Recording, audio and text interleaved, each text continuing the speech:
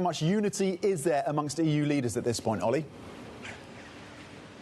Yeah. So listen, Tom, over the last week, we've heard a lot from European leaders, and generally speaking, the sort of message has been, and the message over the last 24 hours is de-escalate. Diplomacy has got to be the way forward. This is not going to end through military action. This needs to end basically through diplomacy. You know, we had that sort of message made in very different ways from a number of different leaders across Europe. But overall, until this weekend, you know, there was broadly support for the Israeli strikes for Iran. You are now getting a little bit of sort of reticence, it seems, from some of the statements we're hearing from some of the leaders. Overall, again, the main message has been Iran should never be permitted to get a nuclear weapon. That has been the sort of takeaway here. But we heard from Ursula von der Leyen, who came out after the strikes saying, I'm just going to pull it up here, that Iran, again, must never be able to acquire a nuclear bomb. With tensions in the Middle East at a new peak, stability must become the priority. And here is a sort of line that is a sort of tacit criticism, potentially, of the United States' action. She said, and respect for international law is critical. This brings into the debate the question about whether this was a preemptive strike or a preventative strike. And the difference between the two is one being a sort of imminent danger